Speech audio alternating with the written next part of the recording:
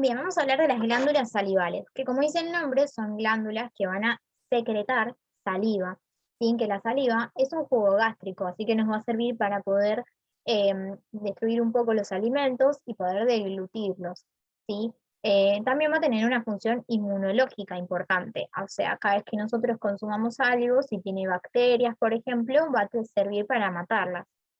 Así que la saliva es bastante importante. Bueno, son varias las glándulas salivales. Tenemos glándulas salivales muy chiquititas, que son microscópicas y no las vamos a ver, ¿sí? Muy pequeñas. Por ejemplo, acá les puse que tenemos labiales, ¿sí? Que van a estar en el labio, molares a nivel de las muelas, palatinas, un montón, ¿sí? Las más importantes que vamos a ver son las voluminosas, las más grandes, las macroscópicas, ¿sí? Porque estamos en anatomía, así que vamos a ver lo macroscópico, que esas son las glándulas salivales propiamente dichas o glándulas salivales mayores, porque acuérdense que hay microscópicas también, o muy chiquititas. Entonces las que vamos a ver son las mayores. Y las mayores se van a llamar parótidas, submaxilares y sublinguales.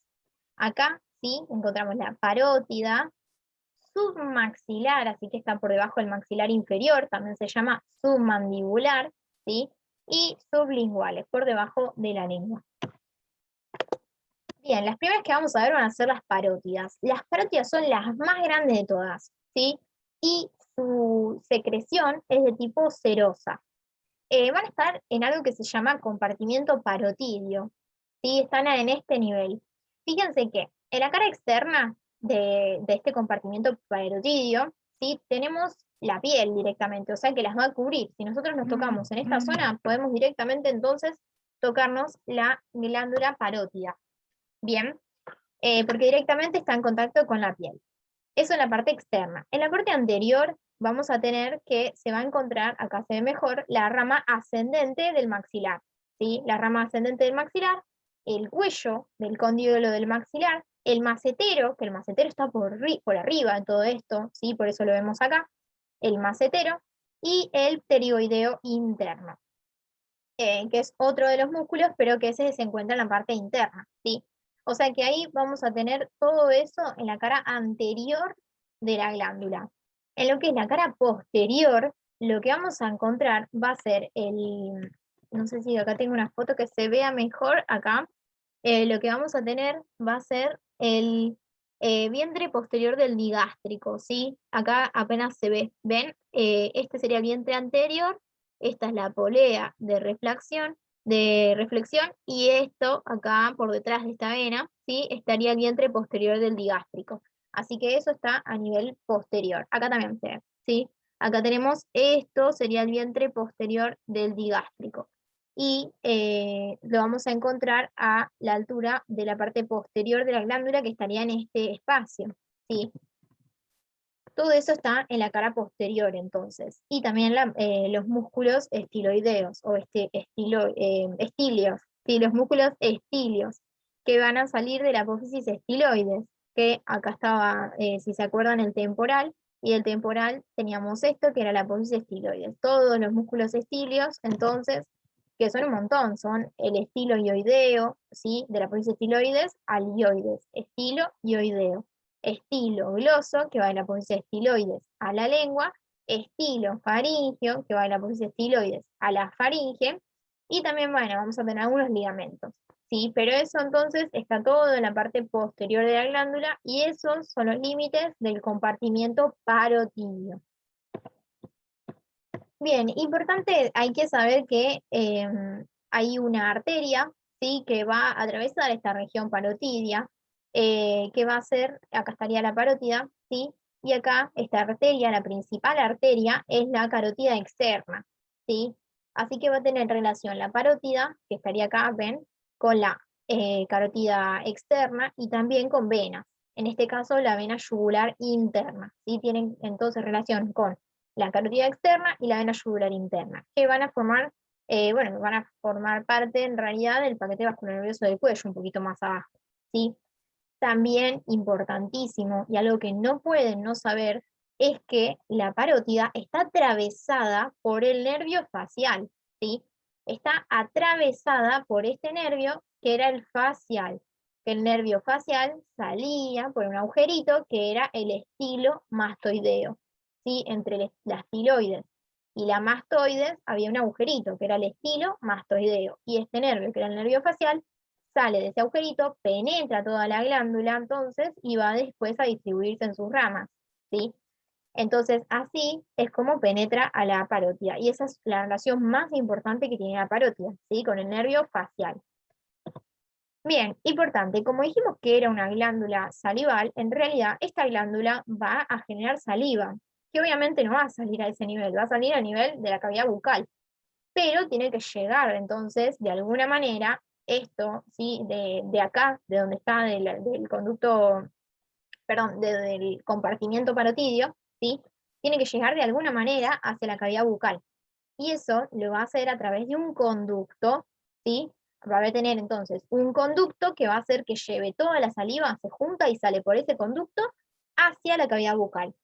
Ese conducto que estoy describiendo se llama conducto de Stenón o conducto parotidio. Y es esto, ¿sí? Que vemos acá que sale de la glándula, es un conducto entonces, y que lo va a llevar hacia la cavidad bucal para que pueda drenar toda la saliva que acá se forma, va a pasar por este tubito y va a llegar a la boca, a donde tiene que estar, ¿sí?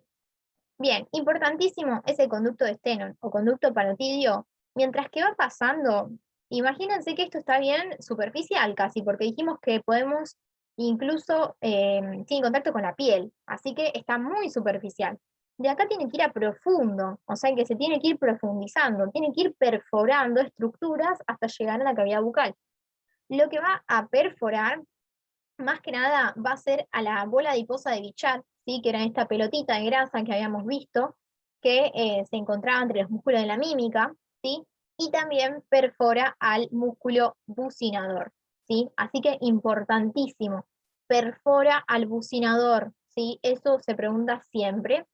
Y bueno, esto entonces, el conducto de Stenón va de la parótida, pasa ves por encima del macetero, perfora, ¿sí? A la bola adiposa de Bichat con el bucinador, y de ahí llega hasta el segundo molar superior, ¿sí? Llega a la mucosa de la cavidad bucal a nivel, ¿sí? Del segundo molar superior. O sea que va a terminar y drenar ahí. Ven, acá tenemos las muelas. Cuando hablamos de molar, hablamos de muelas. Las muelas, en la segunda muela, a ese nivel, va a desembocar entonces, ven acá lo mismo, en las muelas, a nivel del segundo molar, desemboca el conducto de Stenón o parotidio. Y es ahí entonces que a partir de ahí va a salir la saliva que viene de la parótida, ¿sí? A nivel del segundo molar. Obviamente lo que les marqué en azul es lo más importante y que tienen que sí o sí estudiar. Bien, otra de las glándulas que tenemos, que es un poquito más pequeña, es la glándula submaxilar o submandibular. ¿Qué es esta? Sub, abajo, ¿sí? Sub viene de abajo, mandibular o maxilar viene de maxilar inferior, ¿sí? O sea que se encuentra por debajo del maxilar inferior y está acá, ¿sí? Ven que está por debajo del maxilar inferior. Importante que también, fíjense que ocupa una parte media del digástrico. Este era el digástrico que tenía dos vientres y por eso se llama digástrico, que era un vientre anterior, la polea esta de reflexión y el vientre posterior. Y este se encuentra en la parte media del músculo digástrico.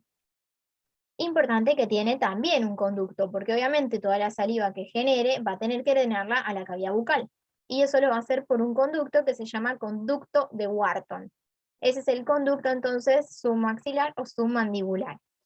Acá lo vemos esto es superior, ¿sí? Estamos en una vista superior, estamos viendo anterior, posterior, este es el maxilar inferior con todos los dientes, y acá tenemos a la glándula submaxilar o submandibular. Esto que sale es el conducto de Wharton, y ven que viene de la glándula y va hacia la cavidad bucal. ¿A dónde se dirige? Se dirige a los lados del frenillo de la lengua, ¿sí? ¿Se acuerdan que en la parte sublingual teníamos el frenillo de la lengua y a los dos costados del frenillo de la lengua entonces va a desembocar el conducto de Wharton que va a llevar toda la saliva que venía de la glándula submaxilar? Y nos queda ver la última, ¿sí? Que es la sublingual, que esta es la más chiquitita de todas.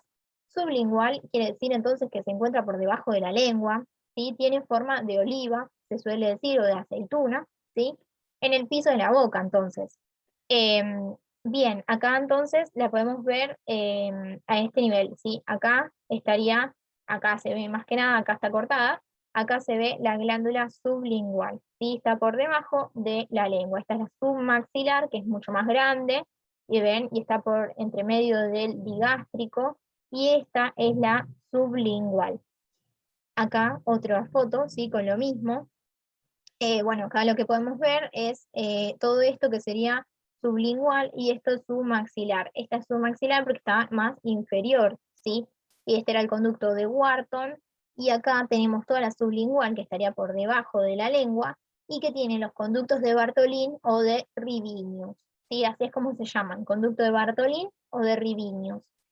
Y estos conductos van a desembocar entonces a los lados, igual que desembocaba el conducto de Wharton, a los lados y al costadito. ¿Ven? Acá al costadito desembocan. Y ven que tienen un montón de conductitos accesorios que son los conductos de Walter. Son varios conductos entonces que tienen, que esos van a ser de las glándulas accesorias. Lo importante que sepamos y que tenemos que conocer cuando hablamos de las glándulas salivales, ¿sí? Básicamente va a ser dónde se encuentran y cómo se llama su conducto y a dónde termina el conducto, ¿sí? O sea, a dónde desemboca. Eso es lo que tenemos que conocer sí o sí de las glándulas. La más importante, obviamente, es la parótida, que es la más grande, y la menos importante, la más chiquita, ¿sí? Que es la sublingual.